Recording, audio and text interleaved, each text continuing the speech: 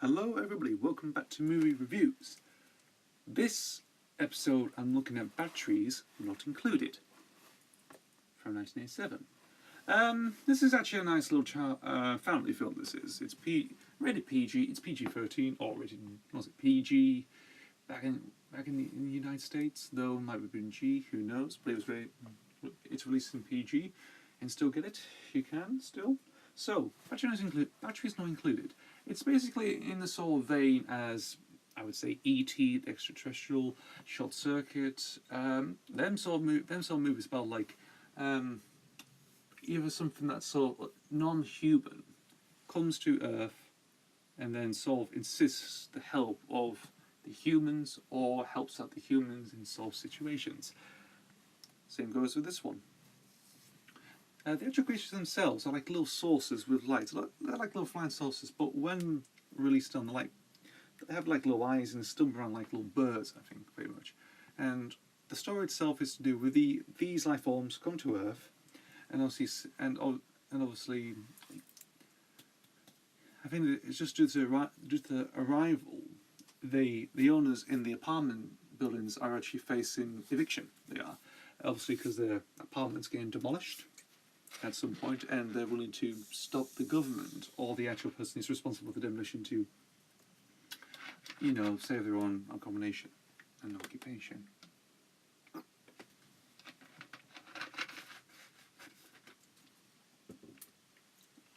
And so on. It's directed by Matthew Robbins. It has producer Frank Marshall on it, and Kathleen Kennedy. Kathleen Kennedy is one of the main producers for the Star Wars franchise now, obviously, and she's still producing the now sequel trilogy. She is at the moment, and we've also got Steven Spielberg as well, who's providing the executive producer. He's not directing it, but he's executive producing it.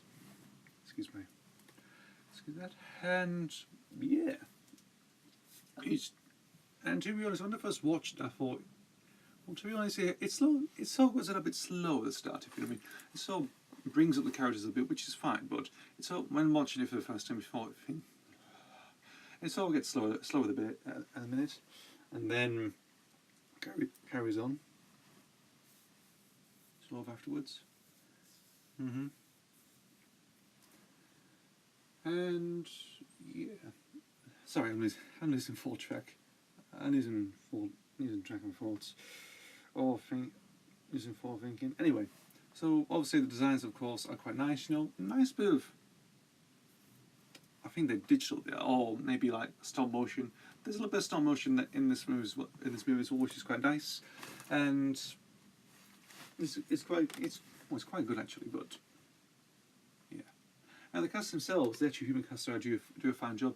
There's not really a big names very much in this film, so, which is quite good actually, because it gives some more people, give them a fresh idea, saying, I actually do like that actor. Actually, might see what films he's done, and so on. But this film is good, but it's a nice family film. But however, it sort of doesn't pay the respect very much because it's sort of forgettable. I mean, how I'm doing this review, I've only seen this film once. So I just remember my dad getting this film called Batteries Not Included. I don't know why, but he thought it was interesting. Watched it, I thought, it's a good film. However, I haven't seen that film for a good number of years.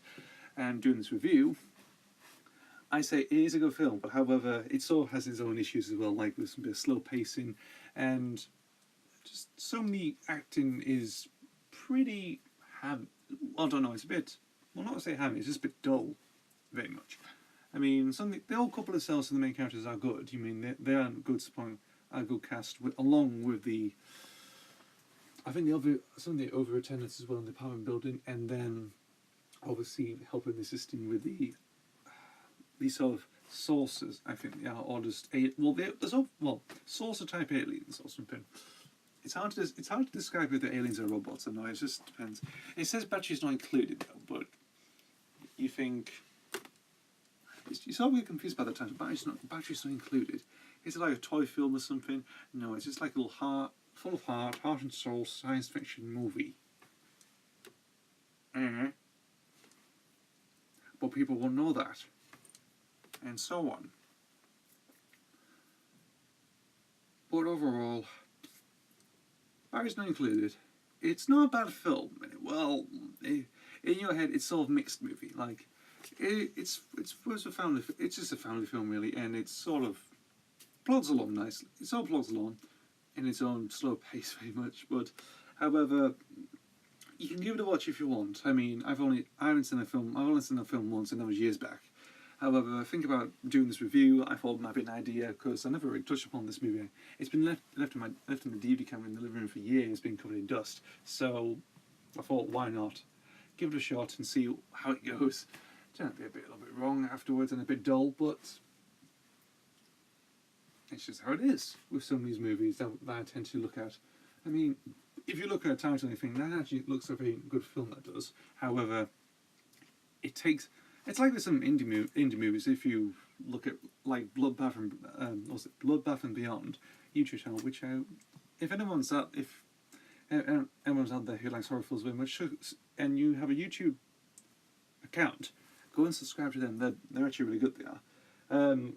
They talk about like indie movies that do have low budgets. However, they do take like a bit of a slow pace. They do, like, you have to wait for about like half an hour to wait for the killings to begin, or some serious action or something, and the first half an hour it just plods and like sucks very much.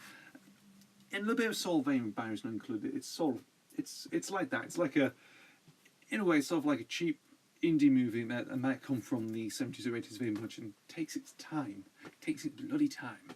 But it's just how films are, really, how they're made, or how they're renowned. I think it's mainly to do with character development, very much, and which is good. However, it's all boils down to make them go to sleep and think, what, just change to another movie. Just go and get another movie and change it or something, or find something else that is not trying to bore me. However, the science fiction elements are really good.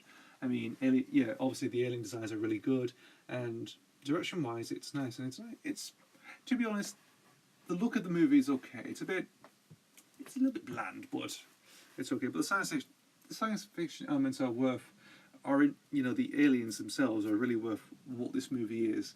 I mean, you can scrap the apartment demolition building very much, because it's a little bit pointless. I mean, to be honest, it's like E.T. and Short Circuit over again. It's like a retread of that, like a cliche movie. However, it is what it is. So, batteries not included. It's probably an okay film. It is. It's probably an okay movie.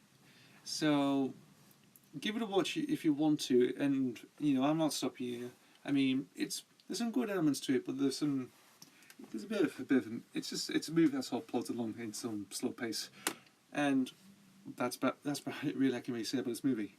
So, without further ado, I'll end this video now. Okay, 1, 2, 3, and I'll see you for the next video.